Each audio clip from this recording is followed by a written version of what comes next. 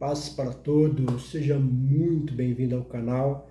No vídeo passado, Saul estava atormentado com um espírito maligno, que também poderia ser um problema corporal, como depressão, angústia, bipolaridade, alguma coisa parecida, porque não havia o conhecimento que se tem hoje. Então, as pessoas, como elas não sabiam interpretar o que estava acontecendo, também poderia ter essa conclusão que se tratava de um espírito maligno, às vezes um problema corporal. Mas também não importa, o importante é que o homem estava perturbado e precisava acalmar sua alma. E para isso, ele traz Davi vem até Saul, começa a tocar a harpa, é introduzido louvor e adoração, isso apazigua o coração e o espírito de Saul. Tudo isso para se cumprir a palavra de Deus, quando diz que Davi seria o novo rei de Israel, mas não há a menor possibilidade, não tem como isso acontecer. Nós estamos tratando aqui de um jovem que não tem como dar um golpe de Estado, porque ele não teria pessoas que o apoiassem, ele era só um simples cuidador de animais. E ele também não tinha o sangue real, ele não fazia parte da família, então não tem a menor possibilidade disso acontecer. Mas aqui, Davi é colocado perante o rei, e o rei passa a o amar, coloca ele como pajem de arma. Isso o texto deixa claro, para que você entenda que aonde Saul estava, Davi estava. Então, quando Saul ele presidia, ele falava, politicamente, ou então ele exercia alguma ordem, ou então ele julgava alguma causa, lá estava Davi aprendendo, sendo preparado para que a promessa de Deus se cumpra na vida dele. E no capítulo 17, nós vamos ver efetivamente, o capítulo todo, Vou falar uma parte agora, vou terminar no outro vídeo. Mas aqui você vai ver, de fato, Deus cumprindo aquilo que até então era impossível. Às vezes você está vivendo um momento assim, Às vezes Deus falou, você guardou no teu coração, não está acontecendo nada, e é algo realmente muito difícil de acontecer. Mas se aconteceu na vida de Davi, e se de fato foi Deus que falou, você pode ter certeza, vai se cumprir. Capítulo 17, a partir do versículo 1. E os filisteus ajuntaram as suas forças para a guerra, e congregaram-se em Socó, aonde está em Judá, e acamparam-se entre Socó e Azeca, no termo de Damim. Porém, Saul e os homens de Israel se ajuntaram e acamparam-se no vale de Carvalho e ordenaram a batalha contra os filisteus. Então, você vê que os filisteus aqui estão indo guerrear contra o povo de Israel, coisa que já tinha acontecido. Até em capítulos anteriores, fala que o filho de Saul, Jonatas, vence o exército filisteu. Mas aqui passa-se um tempo, vem de novo os filisteus contra o povo de Israel. Então, quando é que de fato você aprendeu com a vida, aprendeu com a lição? É quando a história se repete ou algo semelhante vai vir e acontece, e se é provado que as suas atitudes mudaram, que a tua maneira de olhar mudou, que as decisões que você toma mudou. Então, Deus acha graça, permite que muitas vezes isso aconteça, as provas voltem de novo para provar para você mesmo se você aprendeu ou não, se você vai vencer ou não, Então aqui, de novo vem os filisteus, e aí às vezes de novo vai vir a tentação. Você venceu a tentação, às vezes vai vir a mesma tentação, ou uma pior. Ou então você venceu um problema financeiro, de repente você, de novo, ou está vindo um problema financeiro que é o mesmo, ou pior. Mas isso mostra e prova se você está pronto para enfrentar suas situações, se está pronto para passar para a próxima fase da sua vida, que é o momento da vitória, da graça, da misericórdia. Para isso, muitas vezes, os testes vêm. Eles vêm justamente para ver se você aprendeu as suas lições. Eu quero crer que você está aprendendo as suas lições, que você vai passar de novo por essa prova na graça de Deus. E os filisteus estavam no monte de um lado e os israelitas estavam no monte do outro lado, e o vale estava entre eles.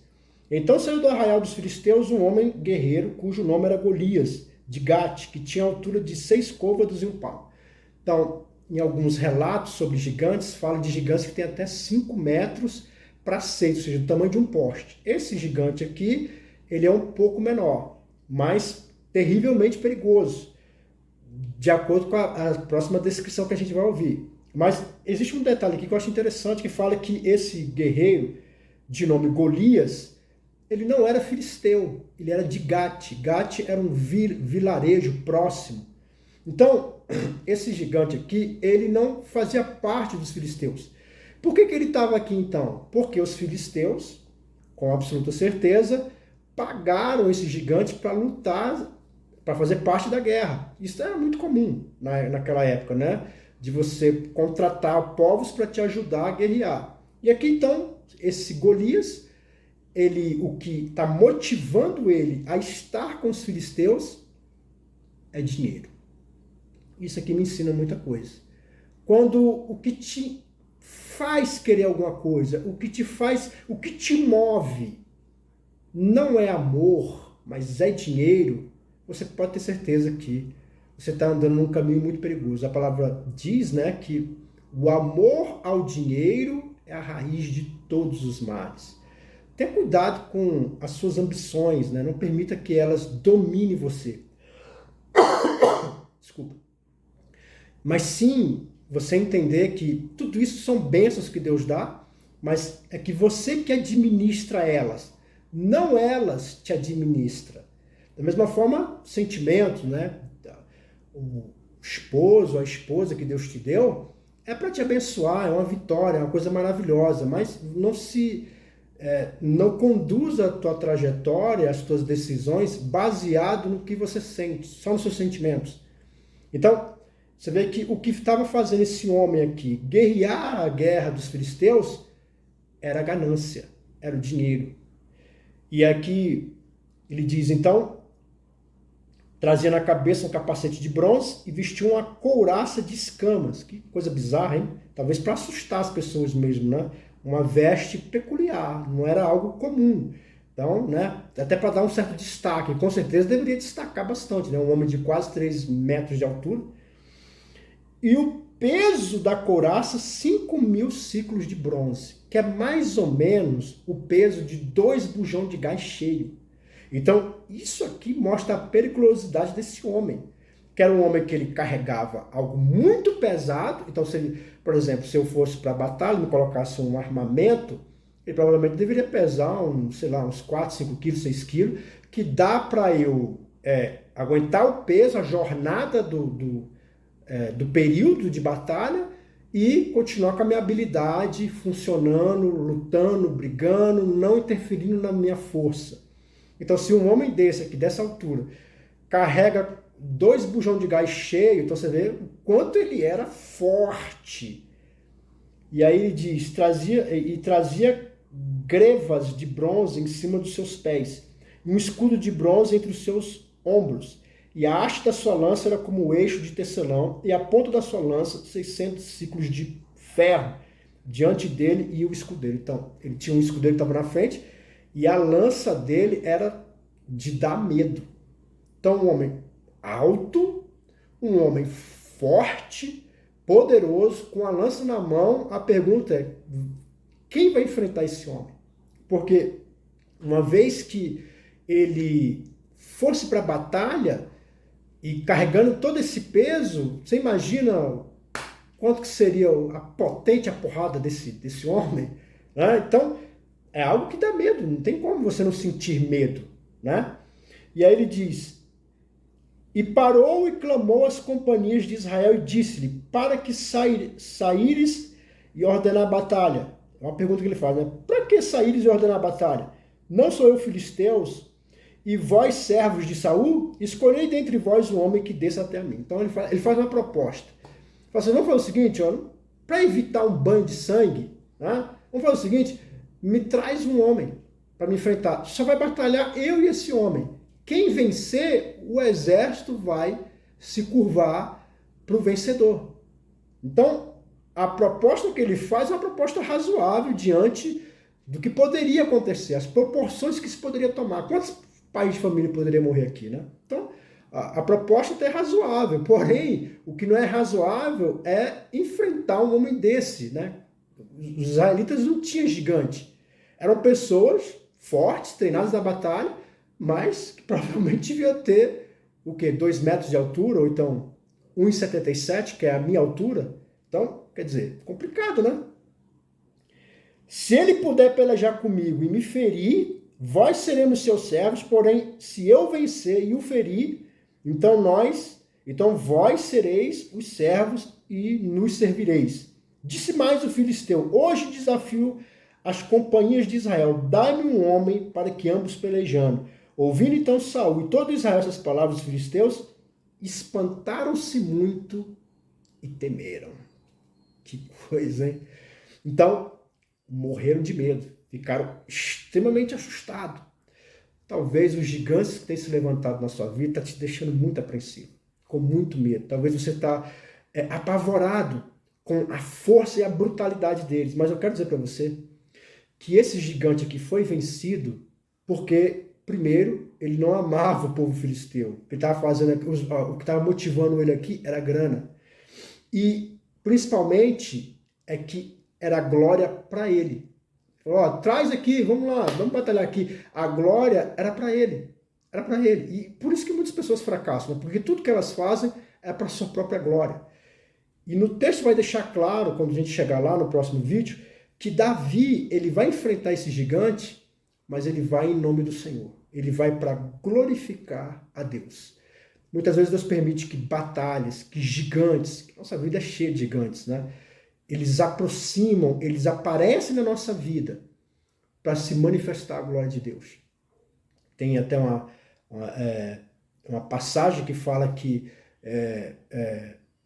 Gideão, né? Ele estava em grande aperto, porque lá estava vindo os medianitas, que eram os inimigos de Israel naquele tempo, para poder tomar a vinha dele e acabar com tudo aquilo que ele tinha produzido. E ele está lá no lagar tentando esconder isso para que não haja o roubo. E aí vem o Senhor e fala que Deus é com ele, queria dar vitória para ele. Mas ele pergunta, né, se Deus é comigo, então por que está acontecendo isso, né? Ele fica meio duvidoso, né? Mas aí o mensageiro diz, olha, a força está com você. Você vai vencer. E ele se propõe a lutar com os medianitas por causa da palavra de Deus, por causa daquilo que foi anunciado para ele, através dessa palavra aqui, desse vídeo. Deus está dizendo para você não ter medo dos seus inimigos. Não tenha medo. Eu sei que isso causa muito temor, o futuro, o que vai acontecer, né? Acabamos de vencer uma pandemia perigosíssima, que é Covid, né? Pelo menos estamos no processo da vitória, né? E aí agora aparece a varíola do macaco, né? Que está assustando todo mundo, né? E aí vai, mas essas coisas já foram previstas, né? Deus falou que as coisas iriam piorar, né? As coisas iriam ganhar proporções mais fortes. Quanto mais Jesus estivesse perto de vir, mais essas coisas ficariam piores. Então, não há nada, nenhuma novidade. O que você tem que entender é que a palavra de Deus se cumpre. Assim como você vai ver aqui que a palavra de Deus vai se cumprir na vida de Davi, a palavra de Deus vai se cumprir na sua vida. Os gigantes vêm para colocar você em teste, mas para você ser aprovado. Principalmente quando você busca a glória de Deus. Eu não sei quem é você que está aqui me ouvindo. Pode ser um trilhardário, ou você pode ser o mais miserável de todos os homens. A verdade é que qualquer coisa que nos acontece vem da parte de Deus. Não existem situações eternas, né? Todas as situações elas podem ser mudadas. Você está passando uma grande dificuldade, você pode reverter essa situação se você confiar na glória do Altíssimo, nesse Deus que cumpre o que fala. Então, nesse dia que você está vendo esse vídeo aqui, se levanta pela glória de Deus. Creia que Ele vai te dar força, que tudo isso que está acontecendo é um tempo de provação e que você vai ser aprovado e que você vai entrar na novidade de Deus. Isso tudo acontece quando você crê na palavra, quando você acredita que Deus é com você, e é isso que a palavra está falando para você. Você não está aqui por acaso. Você está aqui nesse canal, é Deus dizendo, olha, eu vou te fortalecer, treinar as tuas mãos para você ser habilidoso para vencer suas lutas e suas batalhas. Não tenha medo do gigante. Não tenha medo da má notícia. São coisas que parecem que são intransponíveis, difíceis, assustadoras. Mas por essa palavra Deus está dizendo que Ele vai te ajudar. E se Deus entra na história, tudo muda. E tudo vai mudar para você. Amém? Fica na paz e na graça. Que Deus te abençoe sempre.